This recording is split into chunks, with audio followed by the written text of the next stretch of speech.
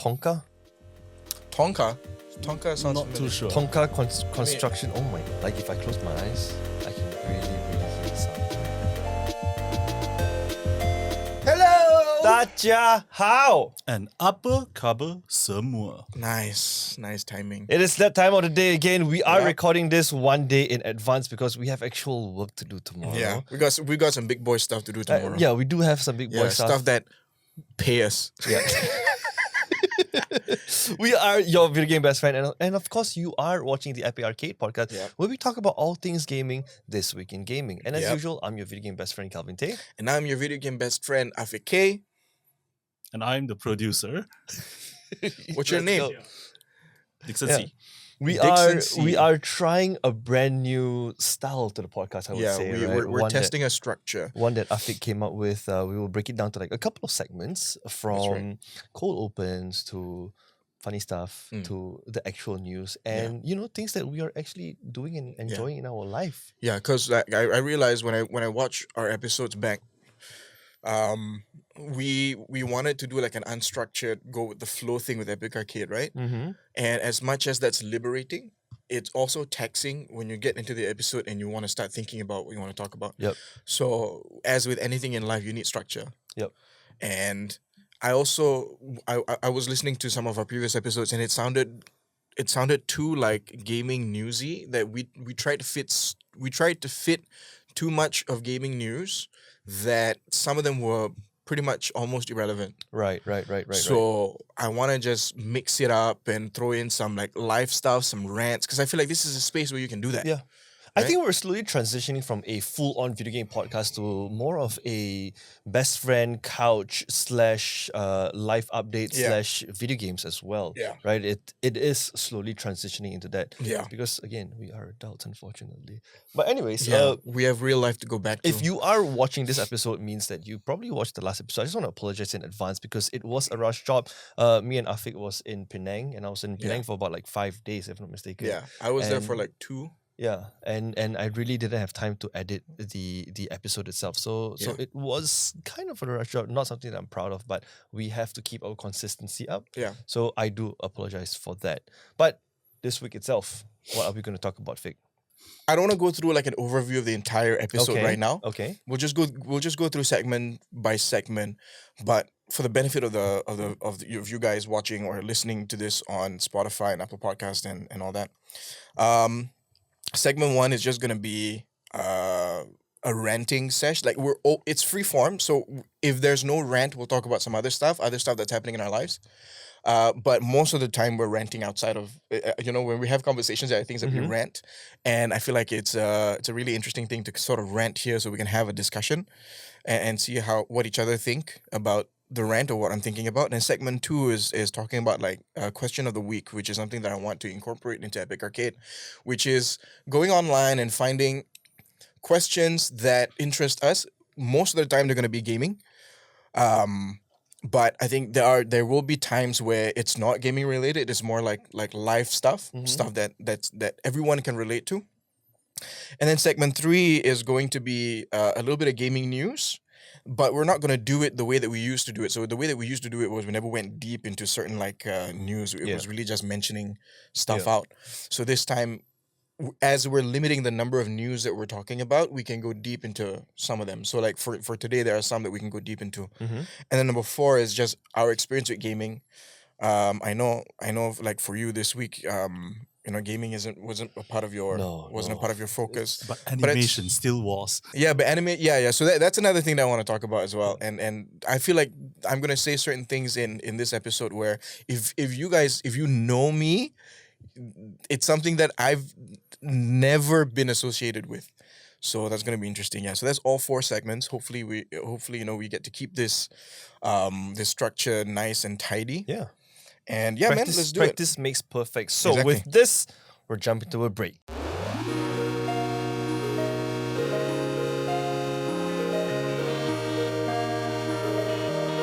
I got something I want to rant about. Okay, let's go. This is something that I've been thinking about over the past week, Okay. and it's something that I've felt for months, but I've only begun to verbalize it for myself in my head, right? Nothing to do with gaming, just like a life thing. I realize I'm not competitive enough with myself. Okay. Do you get what I mean? No. Okay, so let me explain. Maybe you understand. Do you find yourself a competitive guy? Do you think you're competitive? Yeah. I always tell people I'm not, but like But deep inside you are. Oh man. Yeah, I know you are. Okay. Do you find yourself competitive?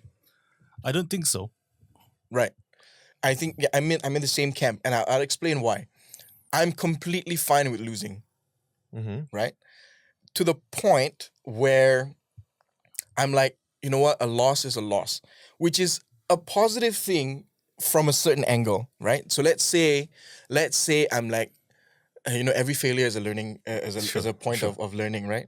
So I'm like, I'm okay with losing, but I'm not competitive enough with myself that I'm pushing myself forward. Okay, yeah. Okay, yeah. If you put it that way, yes, I do sometimes see it happening. Yes. Yeah. So it's like, let's say for work, like I have a to-do list today that I need to do, and the point of a to-do list is to feel like I'm ticking stuff off, and it feels like a game. Yeah, it's like a small achievement, right? Yeah. Every cross is like a little award for yourself. It's Exactly. Like, yes, done. And then at the end of the day, you look at that list and you're like, oh, I'm so happy with what I did today.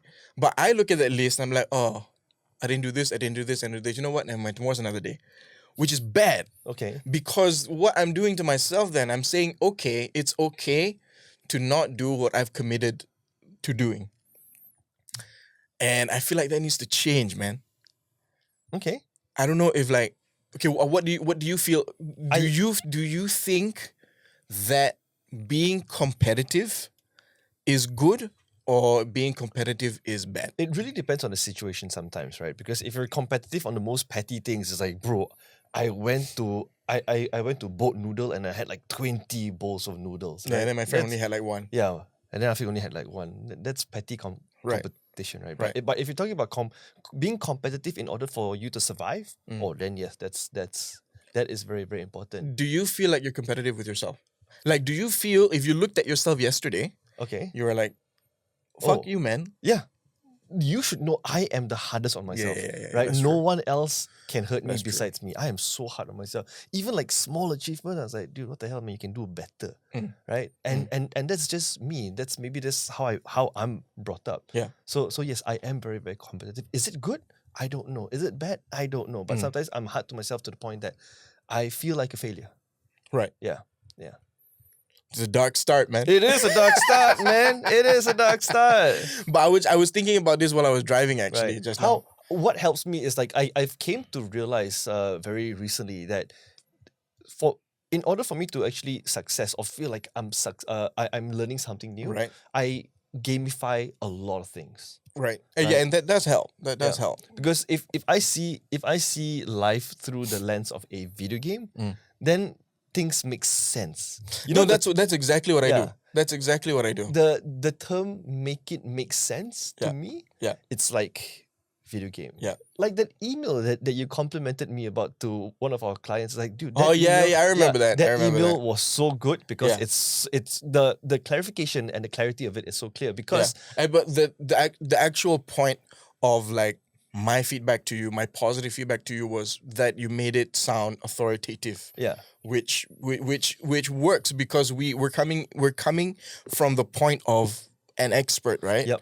And we need to have the responsibility of like having the authority to tell them this is how things are supposed to be. And that's what you did in the email. Do you know how I did it? I made it into a video game update.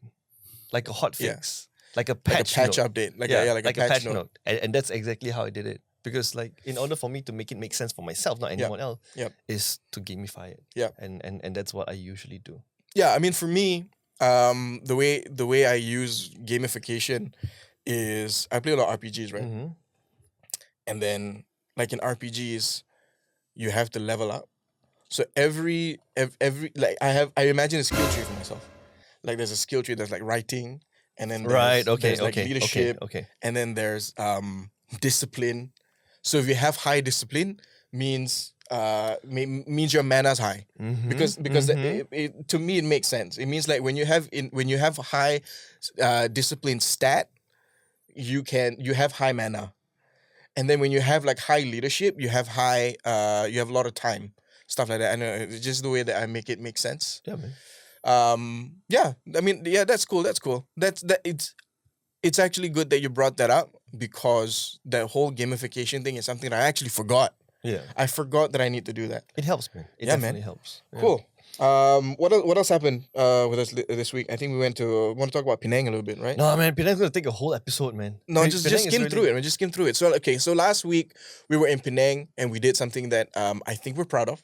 I definitely am. Yeah, I'm proud of it too. We were invited to a social media conference In Penang. In Penang, and then we spoke about podcasting. We spoke about the growth of podcasts, and specifically how podcasting can be used as a tool for business excellence. And I think we helped people understand this craft a little more, which is something we always want to do. This is a craft that we love, and we also realized that in Malaysia especially, there's a lot of education that has to go into it. So it was a really cool experience. Above and beyond that, we had some pretty darn good food. Oh my because it's Penang. Dude, I ate for 5 days straight. Yeah, man. dude, I'm glad I left early Yeah. because I ate for 5 days straight. I would have had to double my reps.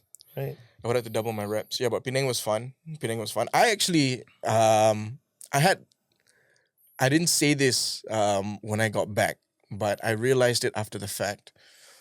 I flew into Penang, took a train out of Penang, and took a car back home. That's Dickson. I flew into Penang. I took a train from Penang to Ipoh, and my parents were there. And I took a car back home. That's the most amount of types of transportation I've ever taken. Is your parents' car still in KL or? No, it's still in KL. They were just in Ipoh so my mom had another conference in Ipoh. And then I had the conference in Penang. It just so happened that we were all... Like the timing ngam-ngam lah. Yeah, the timing was ngam-ngam, and then Ipoh is literally just an hour away. Right. The train ride was amazing though, ETS. Have you ever been on the ETS? No, never. The ETS is great. Okay. ETS is great. There are levels to it. Well, okay, so from what I understood, there were only 2 levels, right? You got the business class and then you got like the normal stuff. Obviously I took the normal one. It was $43. Business class 110. That's the same price as the flight, man. It is. Yeah. Actually, you're right. Yeah, that's the same price as the flight. I just realized. Yeah, it's the same price as a what was it, Firefly flight. Yeah. Yeah, but anyways, so I was in the I don't remember what it's called. I'm just gonna call it the economy class. It was nice, but I think I understand what you're talking about levels, because I took the main train, which is Penang to the last station was KL Central, and then I got off at Ipoh. Okay. So the Penang to KL Central ETS is the main thing, and then they have other ones, and they all operate under KTM. So I do get it. That particular line is maintained at a certain standard, and everything else probably is shit. You've experienced ETS KTM? Yeah. Right. I used to travel up and down from KL and Perak. Okay, so you're a regular on the used to, yes. And what I'm describing about the ETS from Penang to KL Central is an isolated experience? I think that's silver class. I think they level it by silver gold, if I'm not wrong. So that means it's, I mean, in gacha terms, that's 4-star. in flight terms, silver's economy. Okay. Gold is business. Okay, cool. Yeah, so that was my experience about Penang, man. Okay. So Yeah. there's this thing that I kind of want to bring up, when Afiq mentioned a gaming hoax that kind of fooled us. I mean, this is not really a gaming hoax lah. Yeah. Okay. But it's more of hold on, let me bring this up. Okay, so just for the sake of our viewers, since we're testing this structure out, this is when we go into segments. So the next thing we're going to talk about is stuff that we find online that's possibly interesting. Yeah. And mind you, like, stuff we're going to talk about right now, either of us don't know what we're going to talk about. So any reaction is a natural reaction. So you guys know Super Mario, right? Yeah. Whenever he comes into the game, what does he say? It's me. Right? Mario. He say it's me, Yeah. Mario, It's right? me. And for the both of you, you would just think that it's the English translation, right? It's me, Mario. And he does that jump, right? Yeah. Do you know it's not English at all? It's actually Japanese. It's called, okay. So there's this post, right? What? I was today years old, which is the both of you now, right? When I found out that he doesn't say it's me, Mario, he actually says Itsumi. Okay, Itsumi, Itsumi in Japanese, Itsumi, Mario. Itsumi being the Japanese word for super. Super Itsumi Mario. Mario. Super Mario. What? Yeah, Itsumi Mario. Yeah, So Super Mario. it was just whitewashed? I don't know. Maybe it's just coincidence. I mean, Western audiences wouldn't really know what it meant. Yeah, but it's such a coincidence, right? Yeah, right. It's because either both of them coincidence. work. Yeah, Itsumi Mario. It's not it's Itsumi me Mario. But Itsumi. So what is okay? So if I maintain the style of delivery of what he's saying and translate Itsu to super, he's practically saying Super Mario. Yeah. Is that what it is? Yeah. Because the old games are all Super Mario Brothers. Yeah. Yeah. Super Mario Brothers. Super Mario. Yeah, there you go. that's the Okay, hot take. I'm gonna discard that. what's that? He's going to ignore that. I'm gonna ignore what you just said. Okay. Because okay, for me, okay, it makes okay. more sense that he gets on screen and it goes like, "It's me, Mario." That also begs the question why the game title is Super Mario and not Itsumi Mario. Why? As in, if he's saying Itsumi Mario, why is the label in English whereas he's speaking the Japanese version of it? So Right. there's a follow up to this actually. Okay. Right. Go. It's I'm still confused by that. By Yeah. the It's it's actually false. okay. Right. Oh my Okay. god. But Okay, so I was right. I was right to ignore it it. has a double meaning to it, right? Okay. If Itsumi is like Super Mario, it can be in both Japanese and English because Charles Martinet, which is the original voice actor for Super Mario, right, or just Mario himself, his bio on Instagram is it's a me, it's a me, it's a me. Mario, right? And in Nintendo's website, it also says it's a me, Mario. So I mean- feel like there's a double meaning to it. It can be Super Mario, but then if you were to speak Japanese, for example, they probably won't call it like it's a me, yeah, like Itsumi. Itsumi. It's gonna be like Super Mario. Yeah. I feel like it's a case of they started it. The intention was to say super in Japanese, Yeah. and then the game just caught on with the Western audience. Yeah. And then the whole Western audience went like, "It's a me, Mario." Yeah. And then just for branding and marketing sake, they're like, "You know what? Let's just switch it." It actually makes sense, right? Yeah. Because it can be used in all Italian, English, and also Yeah.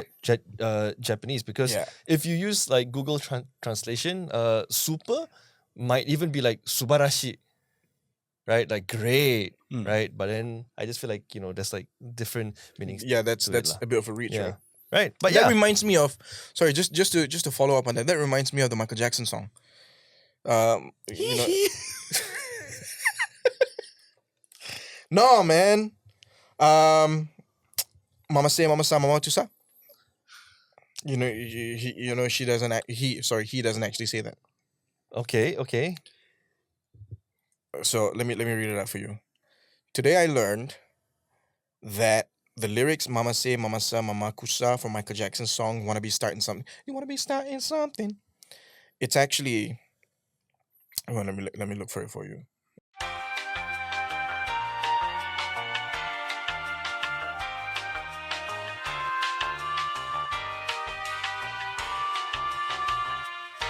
There you go. I'ma say it one more time. I'm not gonna stop. That's. Do it fast. I'ma say it one more time. I'm not gonna stop. I'ma say it one more time. I'm not gonna stop. Oh man. Yeah, that's what it is. I'ma Oh, say it one more time. man. I'm not gonna stop. Right. But everybody was like, Mama say, Mama Yeah, sa, yeah, Mama that's what I always kusa. thought. Mama say, Mama sa, Mama kusa, which doesn't make sense. There's nothing. Yeah, it's just it says gibberish. it's gibberish. Right. Yeah, it's like if Sophie sings it. Yeah. Okay. Yeah, I'ma say Oh, it that's one more interesting. time. I'm not gonna stop. Yeah, I'm going to say it one more time. I'm not going to stop. yeah, but I'm gonna then- say it one more time. right, I'm not gonna okay. stop. Okay. Yeah, Do you guys that's what do you guys have a actually says. game that you remember? Maybe perhaps when you were younger and no one else talks about it. I remember it so much that I remember the smell of the CD. Right. Okay. Oh wow. That is specific. I mean, Yeah, why don't and- you go first then? And sometimes I smell it on different things, Okay. but every time, okay, so like smell is connected to memory, Yes. right? And whenever I smell this, I don't know how to explain what the smell is, but it just takes me back. I don't remember the actual name of the game. That's how lost in time it is. Okay. Monkey words. Come on. Let's go. But it's do you remember the game with the wolf-like character? Okami. No. Wolf-like character. Oh, there you go. Crash Bandicoot. That's a. It's a Bandicoot. Yeah. Okay. Crash Bandicoot. Crash Bandicoot is still ongoing. I know, but that particular Okay, okay. okay. game is I feel lost in time Right. Okay. because Okay. and when I played it, it Like was I'm assuming you're talking about like the OG version, the like the PlayStation one, like this one. yeah, bro. Just That's just the for one. reference. This one. Maybe you're That's too the young one. for it, Dickson. No, I know of it. Okay. Why are you like this? It's I feel old. it's an old guy thing, man. All right. You know, your grandfathers I used have- to say like back in my day Yeah. type of stuff. Yeah, that's what. Get I on was my doing. lawn, kids. Yeah. That I have one. feel like yeah. What's yours? I don't think any of you actually knows about this game. It's called Mercenaries. It's on the PlayStation 2. I don't even know that game. That's Right. how lost in Right. time it is. It's okay. It was one of the OG open world games. If I see it, I where probably you know it. are playing. You can choose a couple of characters, from the UK, like Spec Ops, UK, US, and you are actually fighting North Koreans, and it's an open world game. You can have different vehicles. I do know different this game. planes, different guns, and Yeah. like Can't relate. No PS2. okay. Oh, you but didn't have a PS2? Oh, that sucks, man. just fun fact. I won my PS2 from the Professor brand, like the school T-shirt, school shirt Professor brand. Yeah, like we bought some. Every year you just buy shirts and then you get ready for school. yeah. And then we went to Professor at Mid Valley, and then there was ngam like a what do you call it, like a promotion going on, or like some raffle going on, and then just you buy, you write your name on a receipt and you put it in. A couple of months after that, you got a phone call and it's like, oh hey, congrats, you guys won a PlayStation 2. It's And I was it's like, crazy nice. that a school Yeah. brand was giving away a Right. PS2. I was thinking the same thing. Yeah, and that's how I actually own a PlayStation 2. Yeah, it's best childhood memory. So you had a PS1?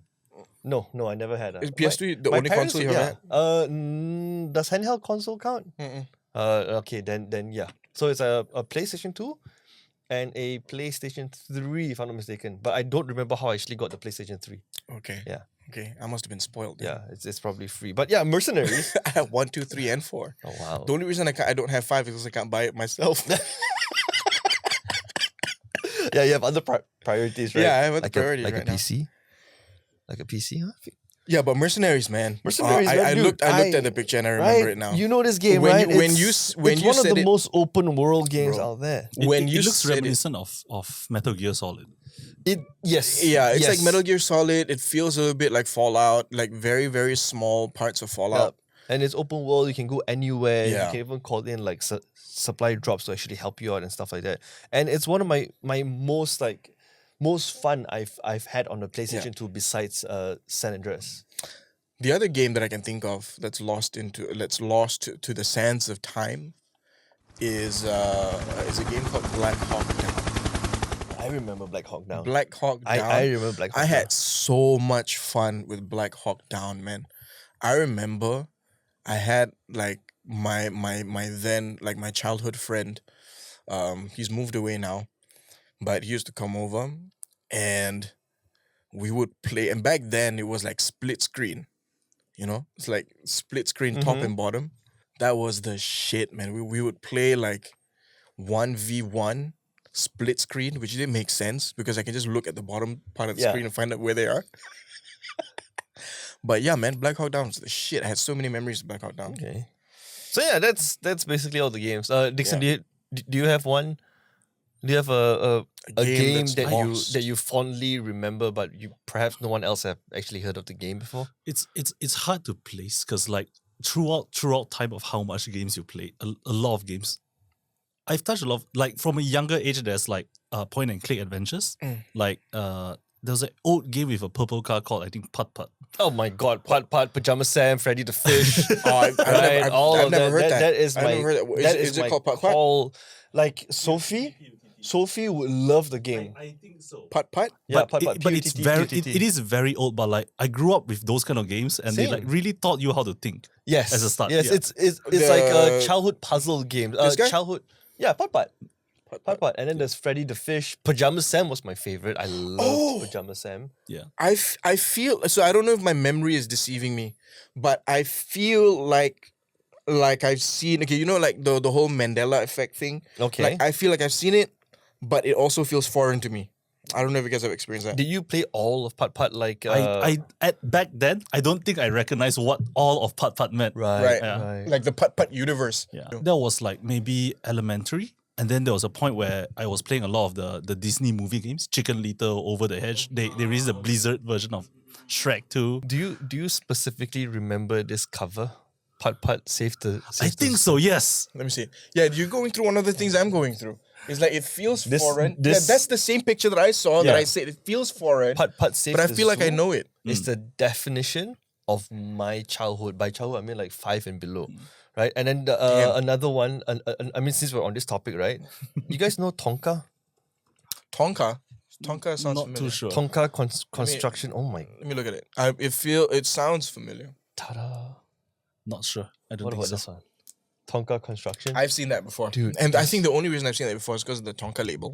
Like if I close my eyes, I can really, really hear the sound, man. The other one that I can think of also is, I've said this in a previous episode before, but it's a Mickey Mouse, Minnie Mouse cooking Yeah, thing. yeah. We covered that before as well. Yeah, that also has. I have fond memories. Cousin's house. I grew up with like female cousins, so I would go to their house, and then she had like one of those old PCs. Yeah, like the block The floppy disk Okay, type okay, PCs. okay. And then you could run that game, and it was the bomb. It was the bomb, man. Did you guys ever play like the old Sims games? Yeah, of course. Was it man. ever your What are you things? talking Yeah. about? What do you mean old? Yeah, because Sim- our, the our OG? old might be Sure. Because like me personally, I never got into those Sims games, but like I feel like a lot of Maxim or like Maxis was the developer last time. Yeah. Yeah, you're talking about like The Sims, right? yeah. Yeah. I used to play The Sims. Yeah. Yeah, I used to play The Sims. The Sims is very nostalgic for me. Yeah. Maxis is the developer. A lot of games, man, growing up. Maxis. Yeah. Oh, now Right. Maxis. Yeah, different kind of Maxis that we know, huh? But yeah, man, no, that was a great blast to the past for me, man. There's actually a lot that I can think of. It's too bad we only have 15 minutes for this segment. Right.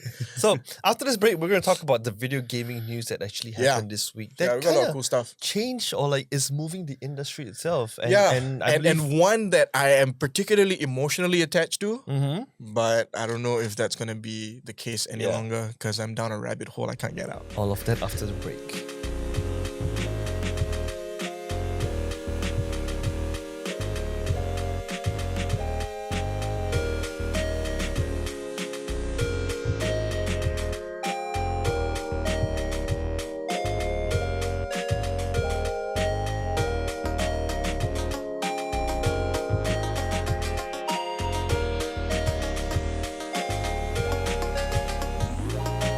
And back from the break, guys. Remember yesterday when we were just discussing like the show itself? I talked about something regarding gaming mouse and also a subscription.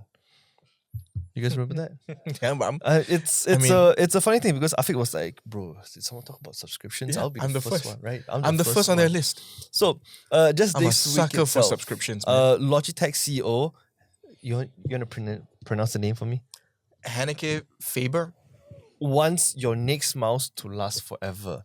And there's this little snippet, right? Or this excerpt that I have taken out. And I'm quoting, Logitech is adding AI features and even AI buttons to some of its products, specifically the mouse. And I wanted to know if that's working. You'll hear Haneke talk about a concept called the Forever Mouse, or a mouse you buy once and upgrade over time with new software features. Features that, of course, might carry a subscription fee. A subscription mice. Right? I honestly, like, as you're saying it, I can't visualize what the subscription would be for.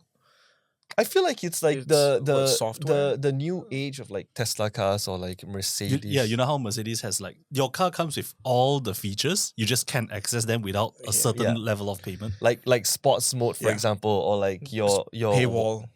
It's ridiculous because why change something that is not broken? A mouse is a mouse. A mouse is a very, very common tool that all gamers use. Yeah. Right? Left click, right click. Maybe you have like mouse button 4, mouse button 5. I mean, at this Scrolling. Scrolling, right? At this point, a mouse is ancient technology. Right. And why would you like my question? Like, I'm just flabbergasted here because my question for the both of you is like, would you pay for subscription for your mouse? No. Look, first of all, man, I'm the wrong person to ask. Because subscriptions are the bane of my existence. Okay. If you're willing to pay for it, you are the best person to ask. No one Yeah. else understands like you and do. the follow-up question for you, Afiq, is like, okay, why, number one, why would you pay for a subscription to use a mouse that you bought? And number two, what features would you want to see on the subscription itself? That's Unlock the right thing. click. I don't know. Well, I'm saying I would pay for it just based off the fact that subscriptions are, I'm a sucker for Yeah, subscriptions. you're a subscription slut. Yeah, I am a subscription slut. I'm a slutscription. Subscriber. That being said, I don't know if I'll buy into this because at this point, right, I have no idea what the subscription would come with. Because I'm assuming when you buy the mouse, everything's there. Yeah. The right click is there, the left click is there, extra buttons. I'm not able to add a software update and a button just suddenly appears on the mouse. So I don't know how. You're as flabbergasted as we are. Because the only thing that the subscription would give you access to is software things. Right? Yeah. So it could be, some like mice now have profile saves, like local profile saves. And then maybe you pay a subscription to have access to your profile saves on a cloud. And then some people would have different profiles for different games.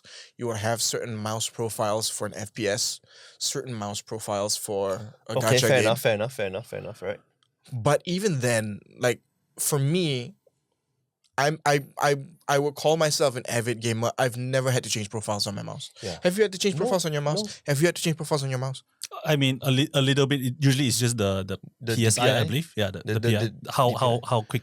Yeah, but that's hardware. Yeah, that's all. That's the most I change. I Yeah, think. well, that's not actually hardware. That's software. The only 'Cause thing I nothing changed on changes, my- nothing on- technical. The changes. only thing I change on my mouse, for example, is the DPI when I first install it, like when I first plug it in. Yeah. And I just want to set it to like 1003 or even 700, depending on Yeah. the games that I'm playing. What but- what is yours default DPI, by the way? It used to be like 1003, but now it's like 700. Yeah, mine's 800. Yeah. Your age is showing, is it? Yeah. Your eyes can't keep up with the curse. my hand-eye coordination is like, oh shit. I missed I missed the folder. Right. That's not number one. Man, Number two yeah. is I set the profile of like what mouse button 4, mouse button 5 do for me. Yeah. And the only time I would say I change it is when I switch between work mode and game mode.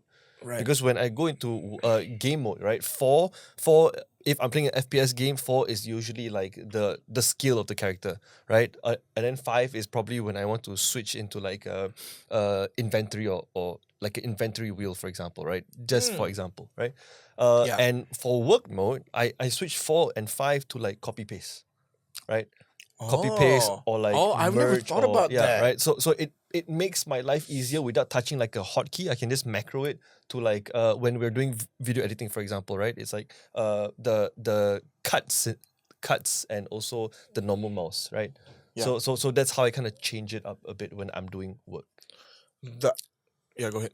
I enjoy using mouse 4, mouse 5 for like undo redo, which is usually a default default setting. Like Control Z, for example. But right? Going back a bit to like mouse subscriptions, there also exists the major issue of like you guys notice how much a lot of subscription based services tend to have like cracked keys.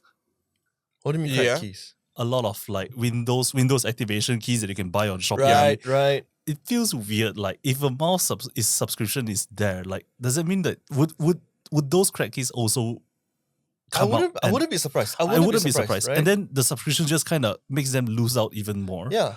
It's like we don't condone crack keys, right? It's like how we don't condone if you want to play GTA 5, you can just go on Shopee and buy like a crack key code, right? We don't condone that stuff. Or if you have like the Windows saying that please activate Windows, we don't condone people going on like Shopee to buy like activate Windows key for like 5 ringgit or anything. We really don't condone that at all. Sure. But that is a problem. Yeah. Not that we condone it, but it is a thing. But it is a problem. Yeah. Right. Yeah. Exactly. So it's just I don't wanna leave this topic until there's some sort of conclusion. Right. Because I'm flabbergasted. Let's just put it this way, okay? I can't wrap my head around like your video game peripherals having subscription because I think that is just ridiculous. Yeah. What if I'm using a Razer keyboard and a Logitech mouse? Does that mean I need to have 2 different subscription just to use the peripherals that I bought full price for? Because that is ridiculous in my opinion. I would think that basic functions of the thing that you bought is not behind a paywall, obviously. Or like you pay 5 ringgit a month to get like 1,000 left clicks. You run out of left clicks halfway through a game and you're like, I can't shoot, guys. I can't shoot, right? And that's how you earn money, right? you people will pay money in case of an emergency. Yeah, like urgency, right? Like I need to shoot this guy right now. Yeah. Right? Like $5, like didn't. Yeah. So that's what I'm saying. I'm saying basic functions probably not behind a paywall. The only thing I can think of is like aesthetic stuff, like lighting, like RGB, lighting coordination, or RGB instead of like stuff. 2 DPI profile, you can have 4 DPI profile. Yeah, which that could be it. Which again, it's just ridiculous. Yeah, if you have to cycle between 4 different DPIs, you have a problem. Bro. You are the problem. You are the problem, right? But yeah, I've never changed my DPI. So but, I don't know, man. It's weird. My question, instead of the both of you, I'm just going to throw it to the audience, right? Would you actually pay for subscription, not for the mouse, but just for peripherals in general? Like, would you pay subscription for like your Razer account, your Logitech account, your what other peripheral brands are there? HyperX. Yeah. HyperX headphones, Corsair. Right. Would you actually pay subscription for all these accounts? Because when you buy into a peripherals, there's usually like a hub where you can change your DPI, like a software, right? Yeah. Would you? Yes, no, comments below because I'm curious to know. Unless it's like a lease thing. Like you know how if your Zero Lution or Maxis, right? You get the iPhone. It's not really yours. It's leased to you. Unless it's like that. So the Forever mouse is like you pay a monthly subscription to have to be able to use this mouse in the way that it's intended in everything that it offers. And then you can upgrade to a newer mouse if you have a subscription, stuff like that. Maybe that's how it works. I don't know. You have news about Bungie?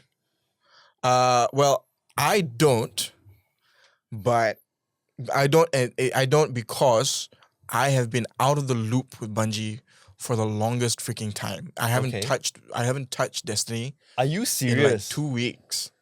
Are you serious? I'm serious, bro. I haven't touched Destiny. Is it because of the game that I have in mind? Is it because of that game? It's because of games. Okay, because of games. That publisher, not that game. Okay. That publisher and one other publisher.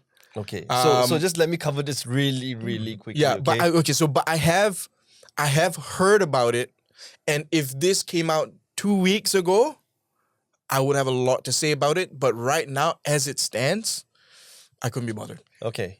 So Bungie announces mass layoff of 220 roles to be eliminated. And in the same week itself, former Bungie CEO was on a YouTube channel showcasing the millions of dollars that he actually spent on supercars in his own private home.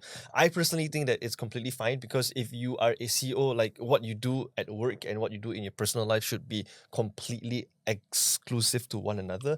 He has money from being a CEO, but it's at just the same that time, it's you just don't go on a it- YouTube video it, and it leaves a very flex. nasty taste in your mouth to be like, you are firing 220 people here, and previously they also fired another like 12% of their entire stuff in Bungie, right? And then you go on a YouTube show, showcasing like your private car collection. It's like, bro, read the room. It's a bit tone Yeah, deaf. like just read the room, right? Yeah, it's a So bit tone deaf. with this news, what Bungie has been saying is that you don't have to expect Destiny 3. What they're doing with Destiny 2 is like they are trying to make it a perpetual game, in a sense where there will be more DLC, more updates and everything. And then one of the plans they have is just to get people to jump on Destiny 2 as much as possible. They are working on a couple of roadmaps for people to jump, like fresh players to jump into Destiny. When you go in, you immediately learn the game and you can catch up by leveling up very, very quickly. Yes, they did that before the release of the final shape as well. Yeah, and it worked. I believe, fine, maybe it works, but for me, it's not really a game for me, because if Destiny 3 come up, I would jump into it immediately. Yeah, but the thing is, the way that Destiny is designed, it doesn't actually need a Destiny 3. And if you grind so much in Destiny 2, if Destiny 3 comes out, it shouldn't be that you can bring everything you have from Destiny 2 to Destiny 3, and then it's just the same damn game. Yep. That means everything that you grind for in Destiny 2 is just for nothing. Right? So for me, I'm in the camp where it's completely fine that they don't release Destiny 3 and instead they work on expanding Destiny 2 as much as possible. And at the release of the final shape, they also released a year's worth of a year's roadmap. And what they're doing is they've changed. So they used to operate on seasons. Every time that there's an expansion, there would be, I think, a 3-month season. It would be 3 of those seasons until the next expansion. Right. Last season before the final shape came out was the longest season they've had, because they had to delay the final shape. Okay. So after I think the last season was Season of the Wish, and then it was New Light, which opened up the opportunity for old players to come in and not be power crept, and new players to come in and level up as fast as possible before final shape comes. Right. I was in that camp, right? So I started before final shape came out. I'd never played Destiny before that. So it gave me options to max level to cap my guardians before final shape came out. And then when final shape came out, they also switched the seasons format to episodes. Okay. And then what they're doing is so there will be 3 episodes within this final shape expansion. Each episode is broken into 3 acts. So you would have Act 1 that runs for, I think, 45 days, 60 days. And you got Act 2 for the same amount of time, Act 3, and then it moves into Episode 2. Right. And then at the end of Episode 3, they've also, part of the roadmap is this this expansion called... Confusing. Yeah, this expansion called Project Code Frontier. Okay. And at the point of them announcing that roadmap, I was already convinced that Destiny 3 wasn't going to be around. Right. Because it doesn't make sense. And Bungie's also working on a different game. Yeah, Marathon. Marathon, exactly. Marathon, so yeah. I don't think they're going to have the capacity. I mean, Bungie's a billion-dollar company anyway. True. But I don't think they're putting resources in Marathon and Destiny 3 when Destiny 2 released Final Shape, which is, I think, if I'm not mistaken, their most successful expansion thus far, because it's the conclusion of a 10-year arc. Of the success of the Final Shape, there's so much that they can work on to expand on Destiny 2 versus releasing Destiny 3. There's still so many things that they can do to better the system that they have in Destiny 2. Yep. But with everything I've said, I've kind of dropped off of Destiny. Why, well, because I finished Act 2, and Act 3 is not out yet. That's one. And then point number 2 is friends that I've played with this is funny. I'm going to get into this in a little bit. Friends that I've played with, they've moved on to Path of Exile because Path of Exile has a new season out. Right. And then it's funny because I started playing Destiny 2 alone, and then I started finding friends that were fun to play with, and I never touched it alone. Only when they were on, I would come on. So that was already the start of my decline with Right. Destiny. Okay. And then I finished Act 2, and I was like, there's really nothing much else to do because I don't want to grind in Destiny now because I have everything that I need. And then point number 3 is I found a rabbit hole that we're going to talk about in the 4th segment. Right. Yeah. One more thing to bring up regarding like the current state of play is that there's big news coming around this week's period, which is Shroud's new game is coming out. Spectre Divide. Yeah. The game, the 3v3 player game with 12 agents. It's Valorant meets Borderlands. I love the art style. I just want to say I love the art style. But then I've been seeing a lot of news on Spectre Divide. Spectre on TikTok because a lot of people talking about it. But if you open the comments, everyone says it's like, oh, this game is like a copy of Valo and CS. This game. The base gameplay is similar. It's a competitive shooter. You can't go so far. Yeah. How much innovation can happen in that genre? Do you guys know the special mechanic behind Spectre Divide? No. Not sure. So what Spectre Divide changes about the setting is that instead of one person bringing one character into the fight, it's every person brings 2 characters that they have the option to switch between. Okay. Well, that's cool. Right. So it's technically 6. There agents. are 6 agents on the map, but only 3 should be active at one time on both sides. You have the ability to cover yourself, playing a long range and a short range character. You have the ability to attack 2 sides at the same time to support your friends or whatever. Yeah. If you haven't seen it already, it is a rather interesting concept or an interesting take on that. The FPS gunplay. That is game. interesting. I like how Dickson pointed at me when he said short range. Long range, short range. Okay, yeah, okay. Short range. Archer man. Okay, yeah. But yeah, I believe I saw that being mentioned as well, where you are controlling, you are kind of like cycling through 2 different operators at the same time. It sounds like there's a lot to think about. I mean, unless they simplify the process. New state of gunplay, new ways to play the game, completely different to. Yeah, it's fresh. I mean, it definitely sounds fresh. So it is a competitive shooter. From what I understand, it's stylized like Valorant. So the mechanics of the combat is Valo, and then it's got, what is it called? Cell shaded. The styling of the characters, the agents. The art style. Yeah, the art style is like Borderlands type. And then that new mechanic. Okay, so that makes it fresh. This is what Shroud tweeted. This guy at Danny on PC asks, as someone who hasn't played Valorant at all but still thought this was Valorant, how does it differ from the game? Honest question. And Shroud said, this game is 3v3, 2 bodies per person, ADS per primary form of shooting, fully accurate while moving with ADS, set spray patterns on each weapon, no ultimates, buy weapon in pairs, meaning weapon diversity, just to name a few, I guess. End quote. Yeah, the thing is, right, I get so annoyed with people who say this, who comment on stuff like this, man. Like, look, just because a game is similar doesn't mean it has to be shat on. There's only so much innovation that can happen, especially in a genre like competitive shooting.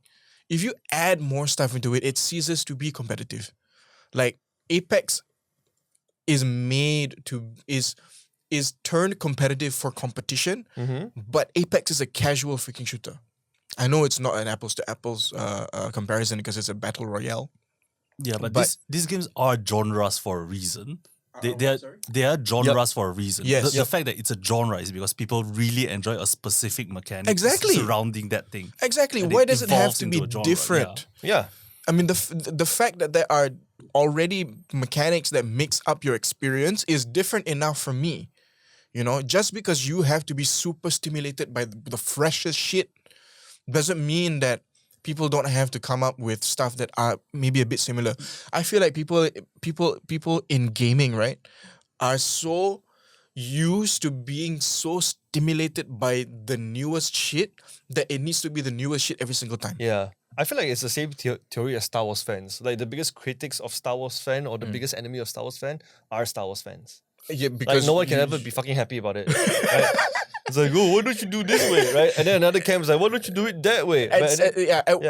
At some point, it just becomes nitpicking, right? Right? Yeah, you are definitely nitpicking because for someone who tried Velo and disliked Velo, for someone who tried CS and didn't like CS, I just don't like that kind of playstyle. Yeah, it's just not for you. Yeah, I'm more of an Apex Battlefield kind of guy.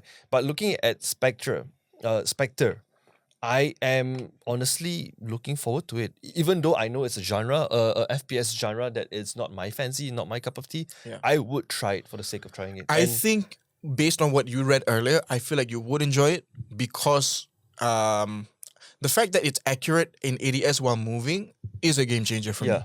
Because the thing about CS and Valo is the combat has to be so methodical. Yep. And you have to think about, like, you have to stop and crouch and then the spray transfer and all that. And it's competitive by nature because there's so many things to think about. But Spectre just brings casual into something the skin of competition. I agree. Which I think is a really cool concept. It's fresh. Before we just end this segment, I just want to add one more thing, right?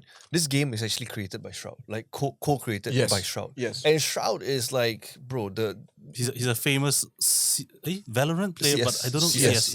Yes, He started is with the king of CS. CS, right? Yeah. And he's basically aimbot in a form of a human being. Yeah, he's a legal aimbot. Yeah, and he has won so many championships, so many awards just by CS itself. And if you really go and watch his highlights, I would say like, wow, this guy knows what the fuck he's doing. Bro, if you watch him play PUBG, mad, right? And I feel like with inhuman. with him helming something like this, you know, someone with about 2 decades in like the FPS genre, specifically like a CS kind of game. I believe this would actually be something very, very successful because I believe he's not just doing this as a game. He is doing this to bring it into the competitive stage where there'll be millions of dollars of like championship money. If and this is a big if it's done right. I half agree with you. I think the game may be big because Shroud's behind it. But what I've realized is just because you're the best in a genre doesn't mean you're going to create a game that's going to be the best for everybody. Yeah, agree. It's going to be a super niche thing. And CS started out pretty niche. And then it just, everybody kind of just loved it, right? And so I think this one's going to start really niche. It's going to be like, it's going to have its own camp. And then that camp might grow, might not, depending on how. I mean, like CS or Dota, for example, even Velo, for example. Right? Yeah. But yeah, that's basically this end of this segment. There is a point here where it says Afiq equals secret game. Yeah. That's segment 4. That's the last one. Do you want to cover it? Yeah, man. I'll cover it real quick. I mean, it's already spoiled. You guys saw me stream it yesterday.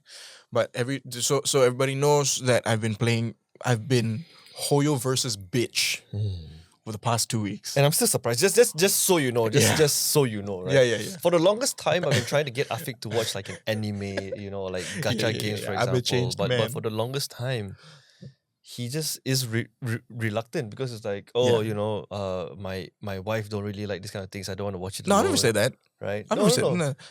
It's more of like, it's just something I've never seen myself in. Okay. Because my wife's family, my father-in-law, my sister-in-law, they all watch anime. Oh shit. Yeah. My father-in-law is a big anime fan. Right. So for the longest time, I was like, "Fake this anime, damn good. Fake this game." And he was like, "Okay, nice."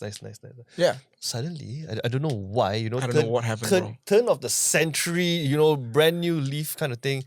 He's watching anime now, and I'm so baffled by the idea of it. Dude, you think I'm not baffled, bro? Yeah. I'm freaking baffled. Yeah. Sometimes I'm watching, let's say I was watching Kaiju number 8, right? I was watching Kaiju number 8 halfway through the season, and then it's like my soul gets out of my body, and I'm looking like some fuck am I doing? Doctor Strange, Doctor Strange shit. Yeah, and I'm like, what is going on? But then I move back to my body. I'm like, you know what? I'm enjoying it. Okay. I like whatever I'm feeling. I like it. Your first shonen so good, your astral project. Yeah. Yeah.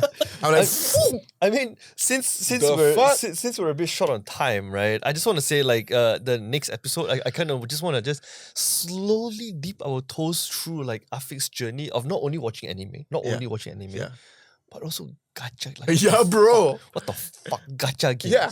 I'm okay. So my first taste of gacha game was ZZZ. Z. Yeah, What? Xena Zone Zero. Yeah. Xena Zone Zero. I loved it. I love it still. It's part of my daily rotation. I have a rotation, guys. Before we wrap this episode down, right? If you could put ZZZ in one word, what would you say? In one In word, one word or one sentence lah. Before we just wrap this up. man, that's hard, dude. Come on, man. ZZZ in one sentence. Soul eating. Okay. It's No, you don't have to explain. We're gonna save it for the next episode. oh man. We're gonna save it for the next episode. Oh, Right? man. But I do want to say what the secret game is, because ZZZ is not a secret game, Oh, right? I thought that was a secret game. No, you guys know I play ZZZ. Oh shit, okay. Oh, The secret wow. game was what I streamed yesterday, which is Wuthering Waves, which is another gacha game that's got nothing to do with Hoyoverse. I've been playing a lot of Hoyoverse stuff, but then as Dickson put it yesterday, Wuthering Waves is what you say B tier. Is it B tier gacha? What's it called? Wuthering Waves. It's like Wuthering Heights, but with the waves. Yeah, Wuthering Wuthering Waves. I call it B tier or my list because that's Yeah, where I place it. But Yeah. it's hard to define. Mileage may vary depending on the user. Right. Yeah. Right. Yeah, Wuthering Waves. It's like I see it. so it's very different from Zenless, and I found that out. It's very different because Zenless is very like dungeon instance sort of type of game, very arcadey, which is also fun. Wuthering Waves is very exploration based. Yep. It's open world. Yeah, it's open world. You need to explore. And I was playing it yesterday. Dixon was watching my stream, and I said to Dixon, I have forgotten how to play open world games, because the last true open world game I played was Elden Ring. That you actually needed to explore to get stuff to level up. I've only been playing instance games. Like Destiny it's pretty much an instance game, and then ZZZ is an instance game, and I'm just getting back into this like habit of exploring the map. Much rather, Cal is probably going to have a more similar experience with you, considering he's playing Horizon Zero Dawn. Yes, Yeah. yes, it's an exploration based thing. It Yeah, looks man. fascinating, like Wuthering Waves. Yeah. It reminds me of the first Hoyoverse game. I forgot the name. Genshin. Genshin, Genshin yeah. is not the first Yeah. first game. Oh no, sorry. It was it just reminds me of Genshin is what I'm trying to say. Yeah. Yeah, But it's very Genshin like. yeah, one thing I dislike about this kind of games, right? It's like you have such a vast world, you have such a vast, exploration places that you can go to. I hate that you can't like encounter other people along your journey. I really, really dislike What you that. mean, like other like players? like an MMO, for example, right? Oh, that's because it's not an MMO. Yeah, I know, but it would be amazing as an MMO. Is what I'm trying to say. But you could co-op. Yeah, I'm familiar with it. Yeah. It's a waste of. You could co-op. Okay. I mean, I think it's trying to hint to me or something lah. Yeah. Yeah, I'll think about it. Yeah. Like You don't really need to spend any money. Nikkei is good enough for me, man. It's cool. Anyways, Alright, that's all the time we have for you guys this week. It is a new segment and we're trying a few things out. We talked about this and that and that and this. Please tell us in the comments down below what you think. Especially, number one, would you pay for a subscription? Number two, what is your favorite gacha games? Number three, what are you playing recently? And number four, what do you think about this brand new segments that we Exactly. are trying Exactly. out? Is it cleaner? Is it easier to follow? Is it most importantly? Is it more interesting? Because that's that's the biggest thing. That's true. Right, so Biggest thing I want to do. that's all the time we have for you guys. As usual, I'm your video game best friend, Calvin Tay. And I'm your enemy best friend, Afiq. And I'm your producer, Dickson C. Until next time, we'll catch you. Bye-bye.